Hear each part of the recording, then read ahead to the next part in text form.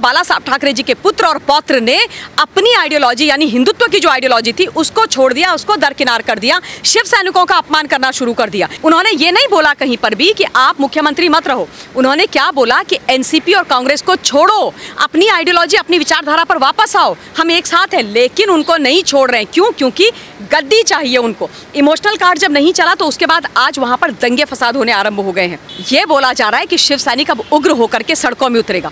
क्यों उग्र होकर उतरेगा?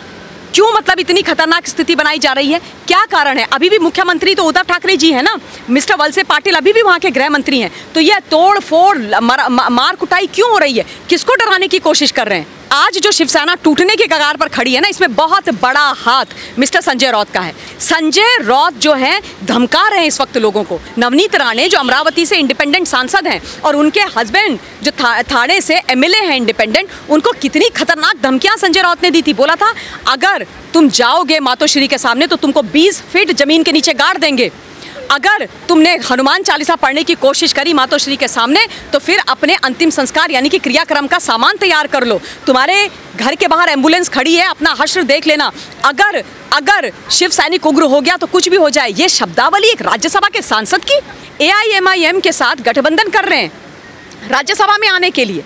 आप जाकर के औरंगजेब की मज़ार पर जो लोग फूल अर्पित कर रहे हैं, जिस औरंगजेब की मज़ार को हटाने के लिए बाला साहब जी बात किया करते थे, आप उनके साथ खड़े हो रहे हो। मीडिया में आकर के बोल रहे हैं अगवा कर दिया, किडनैपिंग हुई है। MLAs की बात कर रहे हो आप, दूध पीते बच्चों की बात नहीं कर रहे हो। कैसे कोई किडनैपिंग कर सकता है? और एकनाथ शिंदे जी के ऊपर आप किडनैपिंग का आरोप लगा रहे हो। पिछले 2.5 सालों में क्या स्थिति रही है महाराष्ट्र में? शिवसेना अपने जो है नीतियों से भटक चुकी थी, आज वही कारण है। तो आप लोग किस तरह से देखते हैं इसमें? देखिए, जहाँ तक इस वक्त जो हाई ड्रामा चल रहा है, जो सियासी उठापटक चल रही है महाराष्ट्र के अंदर, इसे कहते हैं अति की इति होना। अति सर्वत्र वर्जयेत जो कहावत है वो इसीलिए बनी है कि जब कोई भी शासन के अंदर, सत्ता के अंदर, या कोई व्यक्ति अपनी व्यक्तिगत जिंदगी के अंदर भी बहुत ज़्यादा दम्भी अहंकारी हो जाता है तो फिर उसके पाप का घड़ा फूटता ही फूटता है। अब जहाँ तक शिवसेना का सवाल है, उद्धव ठाकरे जी का सवाल है, ये होना ही था। एकनाथ शिंदे जी कोई ऐसे नहीं है कि जो आज आ गए हैं शिवसेना में या छोटे मोटे नेता है, नहीं, बहुत बड़ा कद रखते हैं। अगर परम श्रद्धेय परम आदरणीय बाला साहब ठाकरे जी के बाद किसी का उस सीनियरिटी पर कद आका जाता है शिवसेना के अंदर तो वो एकनाथ शिंदे जी हैं। एकनाथ शिंदे जी वो नेता हैं जिन्होंने बाला साहब जी के साथ भी बहुत काम किया है, शिवसेना को बहुत ऊंचाइयों तक लेकर के आए हैं, उद्धव ठाकरे जी का भी बहुत साथ दिया है। लेकिन जिस तरीके से उनकी अवहेलना हुई है और जिस तरीके से ये समीकरण 2.5 साल में बदले हैं, उसमें उनका ये बार बार बोलना है कि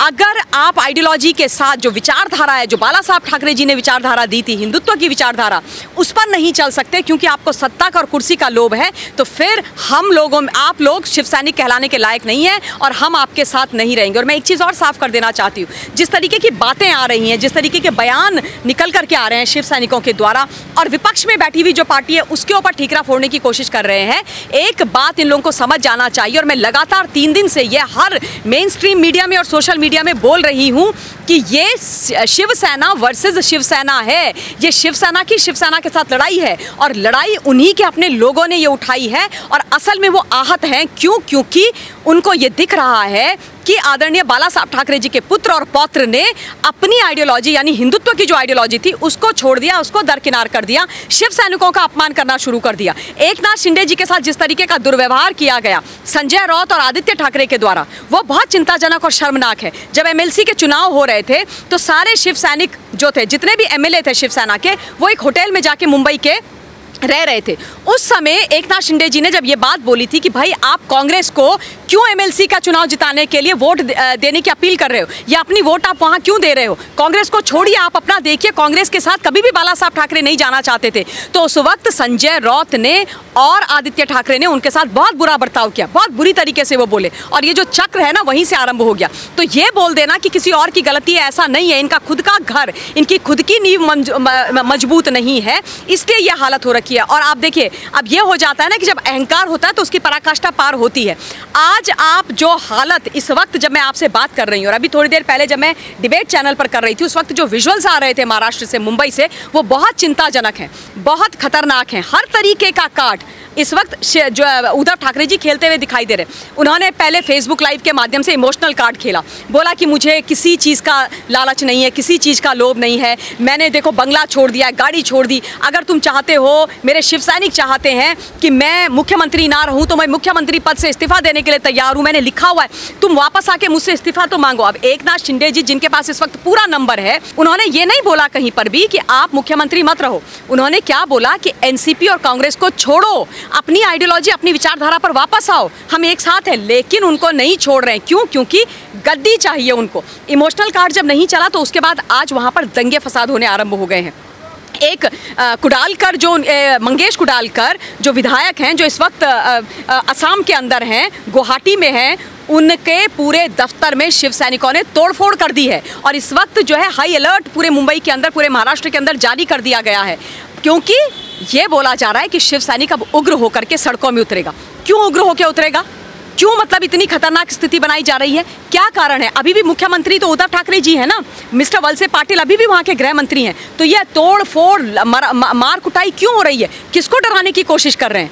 इस बात से साफ ये हो जाता है कि अपने ही लोगों के ऊपर डरा के, धमका के, उनको वापस बुला करके, उनके हाथ को मरोड़ करके येन केन प्रकारेण सत्ता में रहना है। लेकिन जो एकनाथ शिंदे जी लगातार बोल रहे हैं कि हिंदुत्व की आइडियोलॉजी जिसको आपने धता बता दिया है, जिसको आपने छोड़ दिया है सत्ता में बैठने के लिए, उसको अपनाने के लिए तैयार नहीं है। और इसलिए ये सारे का सारा तमाशा वहाँ पर हो रहा है। ये जो लड़ाई है शिव सैनिकों के अस्तित्व की है, उनकी आइडियोलॉजी की है, उनकी विचारधारा की है, शिवसेना वर्सेस शिवसेना की लड़ाई है।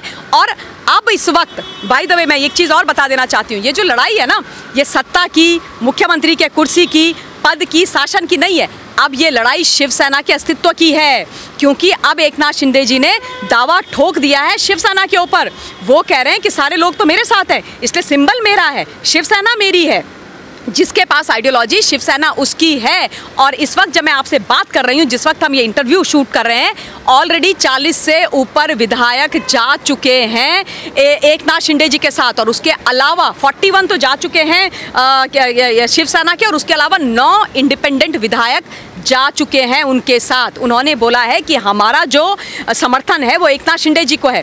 41 + 9 50 विधायकों का समर्थन है। तो फिर ये किस बात की ताल ठोक रहे हैं? किस बात के लिए इनकी मीटिंग हो रही है? किस बात पर शरद पवार जी और कांग्रेस पार्टी बोल रही है कि हम जो है साथ में खड़े हैं? किसके? उद्धव ठाकरे जी के। कहाँ खड़े हो?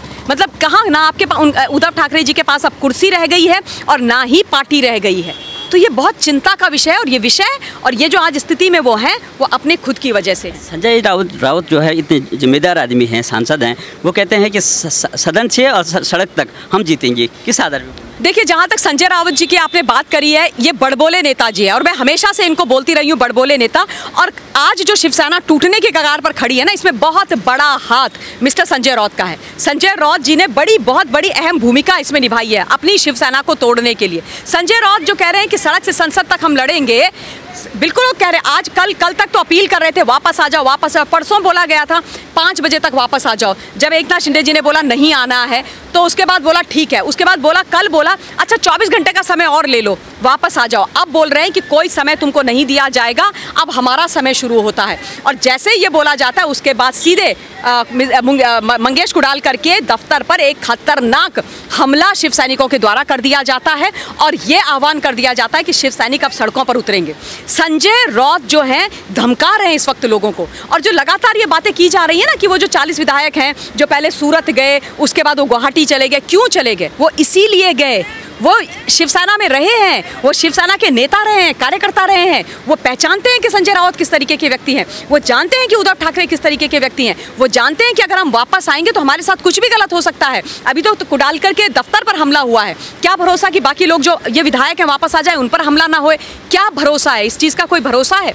तो ये बहुत ही चिंता का विषय है। और संजय राउत जी की जो ये धमकी वाली शब्दावली है ना, ये ठीक नहीं है। एक राज्यसभा के वो सांसद हैं, मतलब लॉ मेकर वो खुद को बोलते हैं, इस तरीके की शब्दावली का इस्तेमाल करते हैं। मैं कभी नहीं भूलती हूँ जब हनुमान चालीसा वाला प्रकरण हुआ था और हनुमान चालीसा पढ़ने के आह्वान करने पर नवनीत राणे जो अमरावती से इंडिपेंडेंट सांसद हैं और उनके हस्बैंड जो थाने से एमएलए हैं इंडिपेंडेंट, उनको कितनी खतरनाक धमकियां संजय राउत ने दी थी। बोला था अगर तुम जाओगे मातोश्री के सामने तो तुमको 20 फीट जमीन के नीचे गाड़ देंगे, अगर तुमने हनुमान चालीसा पढ़ने की कोशिश करी मातोश्री के सामने तो फिर अपने अंतिम संस्कार यानी कि क्रियाक्रम का सामान तैयार कर लो, तुम्हारे घर के बाहर एम्बुलेंस खड़ी है, अपना हश्र देख लेना, अगर शिव सैनिक उग्र हो गया तो कुछ भी हो जाए। ये शब्दावली एक राज्यसभा के सांसद की, ये शब्दावली एक सीनियर लीडर की, इस तरीके की शब्दावली होती है, इस तरीके से धमकाया जाता है। और अब एग्जैक्टली वही चीज़ वो अपने ही नेताओं को, अपने ही एमएलएस को बोल रहे हैं। तो ये जो स्वरूप इस वक्त दिखाई दे रहा है बहुत चिंता का है। और मैं आप ये बात बोलने में किसी को भी कोई परेशानी नहीं है कि आज जो हालत हुई है वो इसलिए हुई है कि अपनी आइडियोलॉजी को छोड़ दिया। आप सोचिए, एकनाथ शिंदे जी जो बोल रहे हैं मैं उसका समर्थन करती हूँ, क्योंकि परम श्रद्धेय परम आदरणीय बाला साहब ठाकरे जी जिन्होंने शिवसेना हिंदुत्व की आइडियोलॉजी को लेकर के बनाई थी, आज कहाँ है हिंदुत्व की आइडियोलॉजी? AIMIM के साथ गठबंधन कर रहे हैं राज्यसभा में आने के लिए। आप जाकर के औरंगजेब की मज़ार पर जो लोग फूल अर्पित कर रहे हैं, जिस औरंगजेब की मज़ार को हटाने के लिए बाला साहब जी बात किया करते थे, आप उनके साथ खड़े हो रहे हो। वीर सावरकर जी की जो अवहेलना करते हैं उन लोगों को आप राज्यसभा भेजते हो, उनके साथ आप गठबंधन में रहते हो। पालघर के संत महाराजा, सबसे बड़ी हाई उनकी लगी है। हमारे जूना अखाड़ा के 2 संत महाराजा, उनका पालघर के अंदर इतनी मॉब ने लिंच करके मार दिया, वो भी पुलिस के सामने। और जो अब जेल के अंदर बैठे हुए हैं गृह मंत्री अनिल देशमुख, उन्होंने बाहर आकर के बोला कि वो संत महाराजा बच्चा चोर थे, इसलिए उनको मॉब ने मार दिया। तो ये आपको कहाँ पर हिंदुत्व वाली आइडियोलॉजी दिखाई दे रही है? इसमें कहाँ हिंदुइज्म दिखाई दे रहा है? मतलब कांग्रेस पार्टी की, सोनिया गांधी जी की उद्धव ठाकरे जी तारीफ कर रहे हैं। वो कांग्रेस पार्टी जो चली गई थी कोर्ट के अंदर, सोनिया जी चली गई थी सुप्रीम कोर्ट में और बोला कि राम भगवान तो काल्पनिक है। सलमान खुर्शीद ने बोल दिया कि मतलब ये तो इसिस बोको हराम है हिंदुइज्म।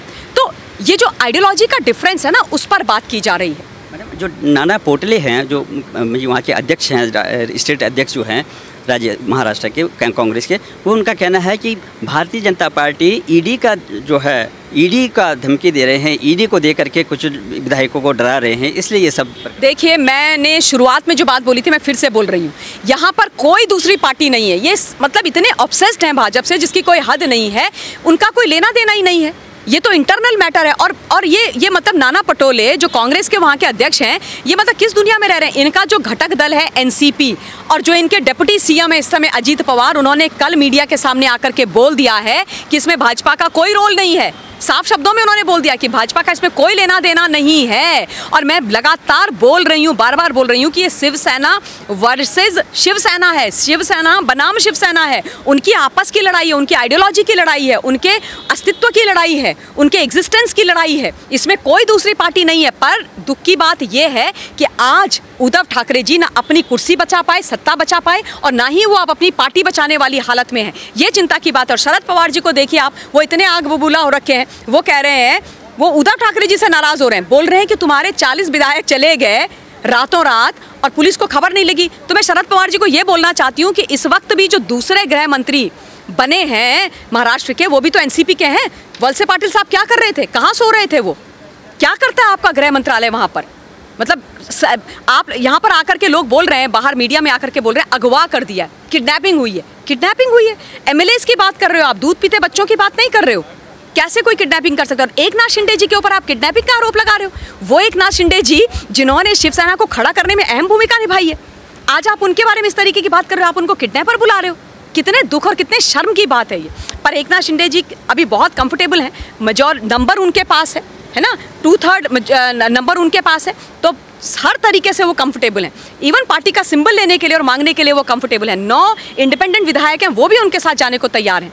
तो उद्धव ठाकरे जी को आत्मचिंतन करना चाहिए कि वो कहाँ गलत हुए हैं। मैडम, अब ये जो आदित्य ठाकरे हैं, वो जो पर्यटन मंत्री भी हैं, वो पहले कुछ महीने पहले जो है अयोध्या गए थे, वहाँ जाके वो बोले कि हमें भी राम राज्य चाहिए। तो क्या लगता है कि पहले उपहास उड़ाना, भारतीय जनता पार्टी के जो स्लोगन है उसका उपहास करना, और वहाँ जाके कहना कि हमें भी राम राज चाहिए, तो क्या भगवान राम ने जो है कुछ सद्बुद्धि दी है? क्या राम राज आने वाला है महाराष्ट्र में?